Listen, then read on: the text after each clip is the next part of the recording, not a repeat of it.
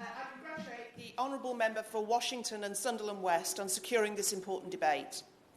Research shows us that the PM 2.5 emitted by incinerators can penetrate deep into the lung and consequently impair lung function.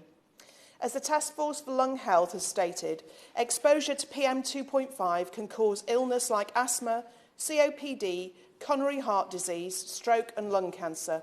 I would therefore like to echo the concerns of colleagues that incinerators may put the health of local residents at risk. However, unfortunately, this is only half the story in my own constituency. As I mentioned in my maiden speech, the UK's leading university for sport, Loughborough University, sits at the very heart of my constituency and is home to a variety of world-class sport programmes. As the university's reputation for sporting excellence has grown and is recognised internationally, it has invested heavily in its sports infrastructure so that it can continue to attract and train the best athletes from around the world. The university also plays host to international Olympic and Paralympic teams who come to take advantage of its unique facilities. The university is a jewel in the crown of the United Kingdom.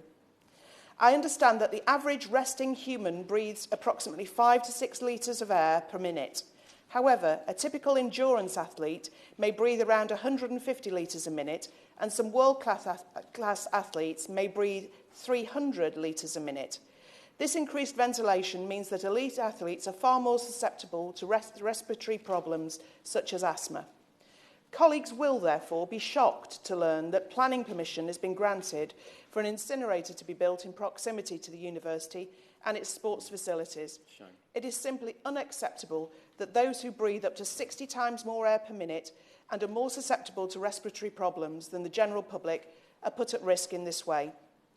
It is also the case that the World Health Organisation's air quality guideline values are based on general ambient air concentrations and do not take into account the impact of physical activity, exercise, sports participation, or elite athlete training or competition. More research, therefore, needs to be undertaken into the impact of incinerators on those who participate in sporting activities. Excuse me. Another concern I have is the impact of incinerators on the environment and the government's commitment to achieve net zero emissions by 2050. The government's own statistics show that in 2017, 4% of total UK greenhouse gas emissions were from waste management. Whilst I appreciate that some may consider this a small amount, if we are to achieve the target we have set, we must work to reduce emissions from all sources, and I would agree with my honourable member across the way. The government has also published a policy paper on how we can preserve material resources by minimising waste, promoting resource efficiency and moving towards a circular economy in England.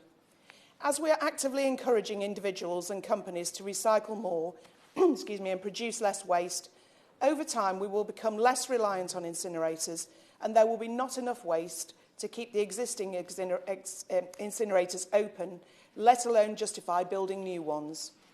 It is already the case that Leicestershire is a top-performing waste disposal authority with respect to recycling and composting, so there is clearly not enough commercial and industrial residual waste locally to keep the new incinerator in my constituency going.